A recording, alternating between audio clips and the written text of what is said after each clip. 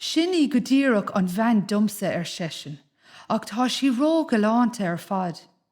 Caisleán atá cí, agus níle gomsa ach bosca, agus nóig tá cuigar is fithe gin sa bhosca céine, ní iiric an áid sin dé, ach ní folóir dom aithne chur orthaí.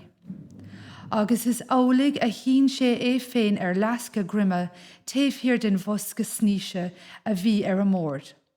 Ón áit sin déadach sé bheith ag fearre an galín beag a bhí ann an mórd I gcónaí gan trascart a bhaintdí.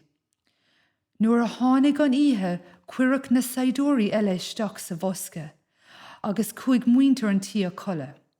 An sin se bhí an glundar agus an sport. Thosing na bréagáin cluichí dimmert.